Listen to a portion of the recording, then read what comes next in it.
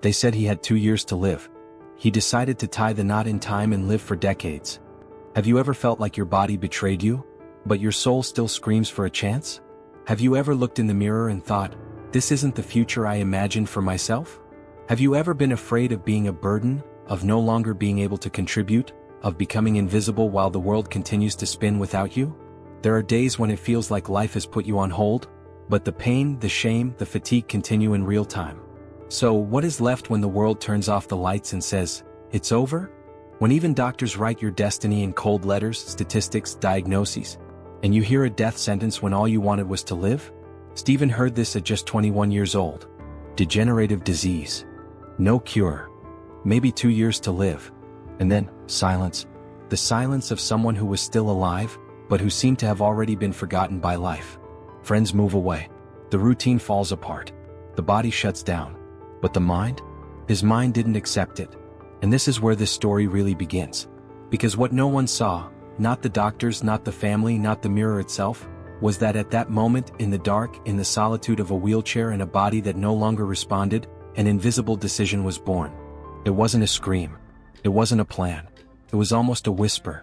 If I only have 2 years, then time will have to adapt to me. This is the part of the story that never makes headlines. The part that no one applauds. The part where the hero is still just a scared, trapped, suffering guy. But inside, he has already decided that he will not leave this life without leaving a trail of light. The story is about that. Not over a body that failed, but about a mind that decided to be bigger than biology. And if you also feel like you're stuck, that your health, your history, or your past have paralyzed you, if you feel alone with a pain that no one understands, this video is for you. If you've ever been told that your time is up, or that your dreams are too big for your reality, pay attention to this story. It may be more like yours than you think. Comment below, I too have felt trapped in my own body, if you've ever experienced pain like this. And it stays until the end of the video. Because the decision that transformed science didn't start in the laboratory. It started inside a man, when everything seemed lost. Leave your like now if this has already touched you, and subscribe to the channel. There are more stories like this coming, and they could change the way you see what you are experiencing today. At age 21, Stephen Hawking was diagnosed with ALS. One sentence, his muscles would stop, one by one.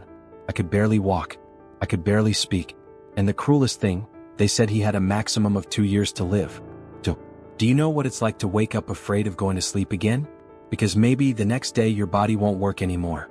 What was once just a stumble turned into a fall. What was a shy speech became silence. Little by little, his hands shook. Feet dragged. And time, the very time that was supposed to heal, mature, bring answers, now seemed like an invisible enemy, pressing a timer that only counted backwards. He watched his own youth slip through his fingers. Unable to hold it. Unable to explain what I was feeling. Unable to ask for help the way I wanted. I had plans. I had dreams. But suddenly all he had was a chair. A bed. A white wall. And the echo of the diagnosis, incurable. Have you ever tried to continue being you when everything around you treats you as if you were only half? As if what you feel, think, desire, doesn't matter so much anymore? Because after all, he's really going to die. People avoid looking. Stop asking questions. They exchange deep conversations for practical phrases. You need to rest. Rest assured. It will pass quickly. He didn't want it to pass quickly. He wanted to live. But the world around seemed to be just waiting for the end. And that hurts more than the body. It hurts when friends disappear. It hurts when teachers stop demanding. It hurts when even your parents look at you with pity, and no longer with pride. It hurts when even your laugh seems out of place. As if joy was no longer allowed for someone like him. Stephen began to disappear. Not physically, but internally. As if existence itself had been diminished, tightened, reduced to a minimum. At university, he became the poor guy. In the family, the fragile. For himself, a stranger in the mirror. And the worst? Everything was still inside. Accelerated thinking. Ideas shining. The desire to understand the universe. But locked. No doors. No windows. No body to express. At night, the pain wasn't just physical. It was mental. It was spiritual. It was that question that resonates with those who have already lost too much. Why am I still here? The people around him talked about life as if he was no longer part of it. Future? Children? Work? For him, all this seemed like a distant movie. And he, an extra who had been cut in the final edit. Sometimes he cried alone. But he couldn't do that easily anymore. The tears didn't obey. The body did not obey. And the mind screamed. He screamed inside. Silently. Desperately. Because what hurt the most wasn't the body shutting down. It was being alive on the inside and trapped on the outside. And as time passed, the fear increased. Not just dying, but of being forgotten before then. Of never having left anything. Of having existed without having lived. The world was moving on. And he parked in an end sentence. But something, even in that silence, still pulsed. And it wasn't the heart. It was a restlessness.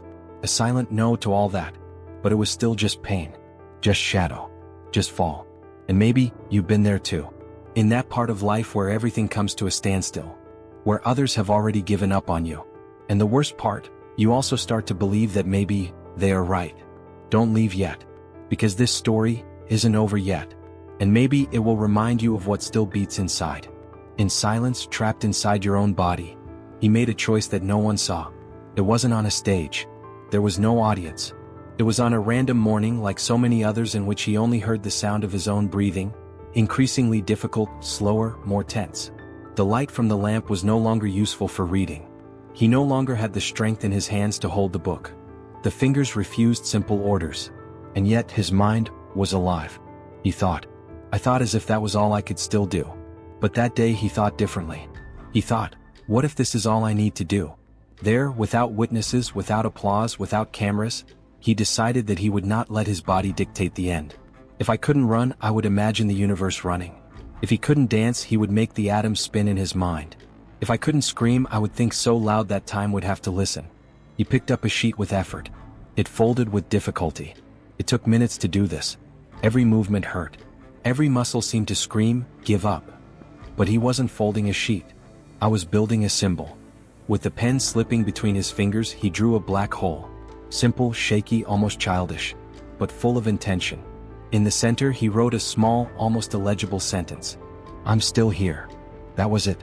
Nobody saw it. Nobody understood. But inside, in that fold of paper, he sealed a pact with the future.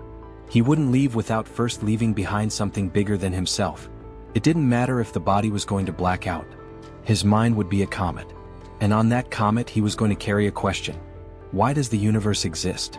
Because if life was slipping around the edges, then he would go to the edge of everything. Of the matter. Of time. From space. Of meaning. Nobody noticed the change. Not even friends. Not the parents. Neither do the teachers. Because on the outside he was still the same, thin, fragile, hunched over. But inside, I had started to run. And no one else could reach him. This is the part that no one tells you. The part that doesn't appear in the books. Because the real turnaround doesn't make noise. It is made of folded paper, persistent thought, and a decision that only those who feel it know what it costs. If you've ever had to decide to continue, even without the strength. If you've ever made promises quietly just to yourself. If you've ever looked into space and said, I'm still here. You know exactly what Stephen experienced that night. If you're feeling this video in your chest and not just seeing it with your eyes, subscribe to the channel now. Because here we don't tell stories of ready-made victories. We reveal the invisible decisions that create giants. And stay with me, because it was after that trembling sheet that the universe began to listen. Decades later, that bent, silent, discredited man appeared on the cover of Time. Not because he walked, not because he spoke firmly, but because he thought with a brilliance that the whole world needed to see. He revolutionized physics with theories that shattered time. While his body gave in, his mind traveled the galaxies. While the world thought it was ending, it was just beginning to remake everything. His theory about black holes was initially ignored. Impossible, they said. But he insisted. It made the equations dance. He made the universe speak for him. And when he proved that black holes emit radiation, they, the same ones who doubted, had to rewrite the books. What he wrote with one finger, the whole world had to study with two hands. The boy with the death sentence became a professor at Cambridge. Not just anyone. The same post as Newton. He, who could barely walk to the door of his room, now occupied the chair that guided the great thinkers of history. Published a brief history of time. More than 25 million copies. Translations into dozens of languages. Rows and rows of people wanting to understand the universe through the lens of someone who could barely see their own future. He traveled the world. He gave lectures with his body immobilized and his eyes alive. It was the eyes that said it all. There, in their glow, lived what no one could erase. Met the Pope. He received the Presidential Medal of Freedom. It was the subject of films. He was a cartoon character. It was loved by children, young people, scientists, skeptics, believers, artists, mathematicians. And more than all that, it was heard. Stephen did not cure the disease, but it cured the idea that limitations nullify greatness. He showed that it is not the body that validates a mind, that it is not time that decides the impact, that it is not the diagnosis that writes the ending.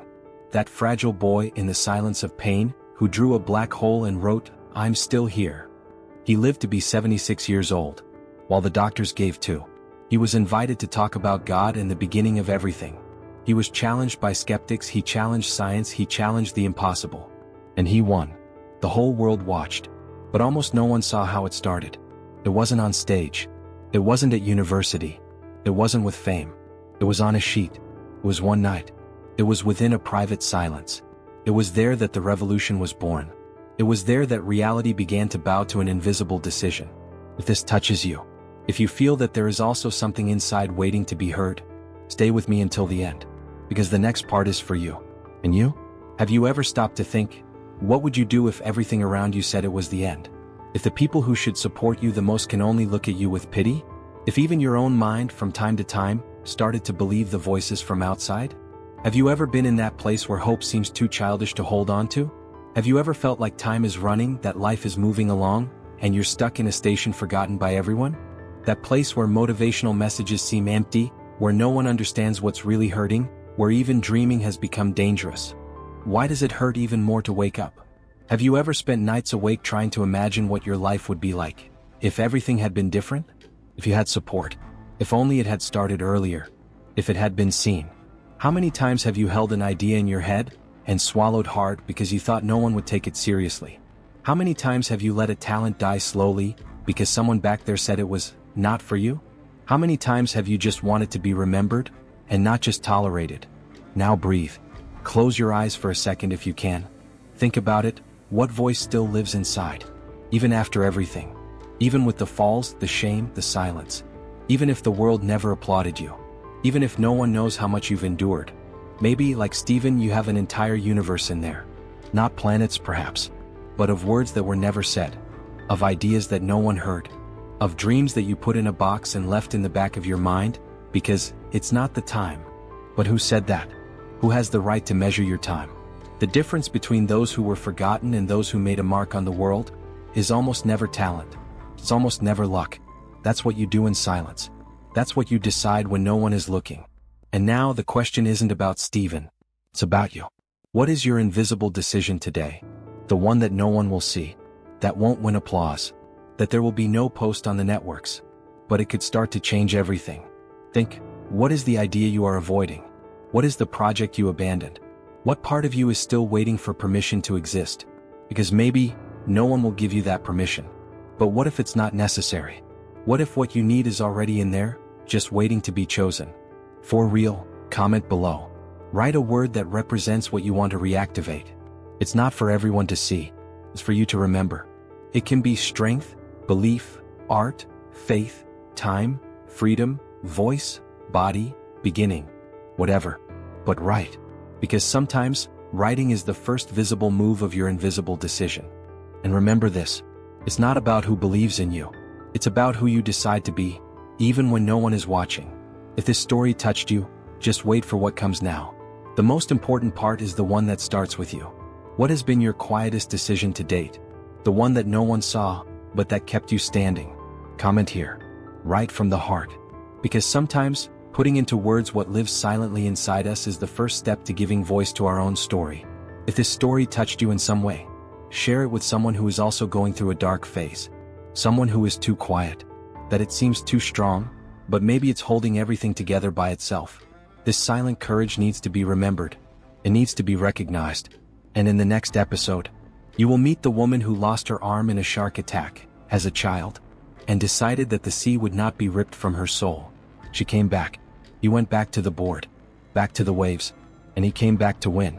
Don't lose, because there are stories that aren't just about winning, they are about never accepting the end.